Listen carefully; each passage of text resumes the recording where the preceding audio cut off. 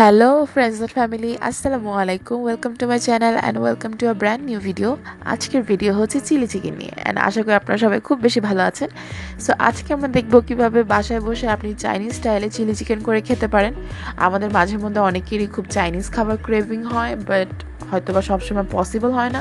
So আজকের ভিডিওটা আপনার জন্য অনেক হেল্পফুল হবে যদি আপনি চিকেন আর চাইনিজ চিলি চিকেন লাভার হয়ে থাকেন।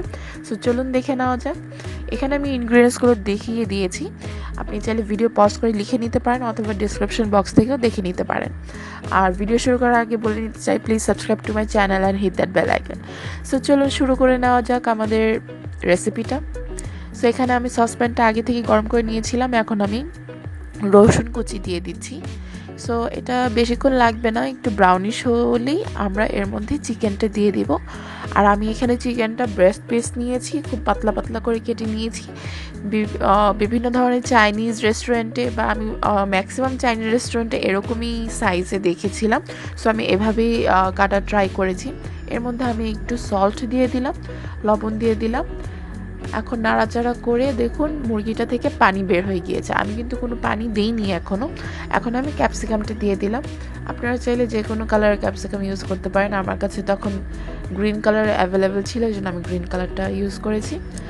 এখন আমি কাঁচামরিচগুলো দিয়ে দিলাম, যেহেতু চিলি চিকেন এই জন্য কাঁচামরিচটা ম্যান্ডেটরি। আর এখানে আমি মরিচ গুঁড়ো দিয়েছি। আমি প্রথমে শুকনো মরিচগুলোকে ভালোভাবে টেলে দেন ব্লেন্ড করে নিয়েছিলাম। এখন আমি গোলমরিচ গুঁড়ো দিয়ে দিলাম। গোলমরিচ গুঁড়ো কিন্তু খুব একটা সুন্দর একটা ফ্লেভার আনে যে কোনো চাইনিজ খাবার বা যে কোনো খাবারে। এখন আমি সয়া সস দিয়ে দিলাম। এখন আমি টেস্টিং সল্ট দিয়ে দিলাম। ঠিক আছে, আমাদের কিন্তু সল্ট আর টেস্টিং সল্ট দোনোটাই ইউজ করতে হবে আপনি যদি চাইনিজ স্টাইলের ফ্লেভারটা চান বাসার মধ্যে। এখন আমি চিলি সস দিয়ে দিলাম।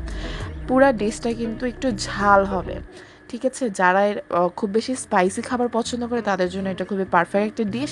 এখন আমি পেঁয়াজগুলো দিয়ে দিলাম। দেখুন আমি পেঁয়াজগুলো বড় বড় করে কেটে নিয়েছি, কুচি কুচি করে না। চাইনিজ স্টাইলের খাবারগুলোর একটু কাটিং ডিফারেন্ট থাকে, ডিফারেন্ট প্যাটার্নের থাকে।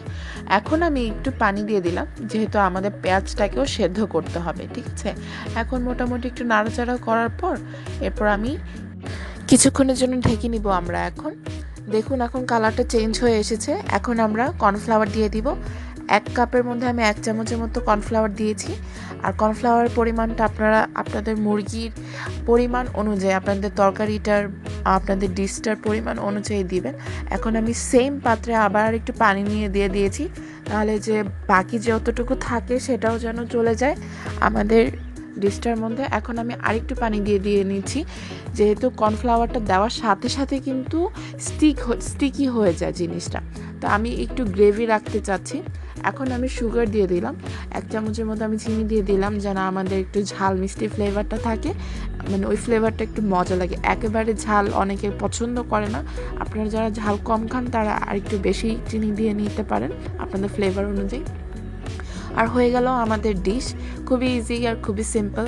আর আপনারা চাইলে আমাকে ইনস্টাগ্রাম আর ফেসবুকেও ফলো করতে পারেন, ডিসক্রিপশন বক্সে লিঙ্ক দেওয়া আছে। আর বাসায় যদি ট্রাই করে থাকেন অবশ্যই আমাকে জানাতে ভুলবেন না, আমাকে ফিডব্যাক দিতে ভুলবেন না। লাইক কমেন্ট শেয়ার করে দিবেন and subscribe to my channel please and share with your friends and family. আর আজকের টিপস হচ্ছে, আপনারা কি জানেন গ্রিন চিলিস আমাদের ব্লাড সুগার লেভেল ম্যানেজ করতে খুব বেশি সাহায্য করে, আর আমাদের ডাইজেশনকেও প্রমোট করে, অ্যান্ড এর থেকে বেশি আমাদের হার্ট অ্যান্ড স্কিনের জন্য খুব খুব খুব বেশি ভালো। সো আশা করি আপনারা সবাই খুব বেশি ভালো থাকবেন অ্যান্ড আমার জন্য দোয়া করবেন আর খুব বেশি সাপোর্ট করবেন। সো আজকের জন্য এতটুকুই, আল্লাহ হাফেজ।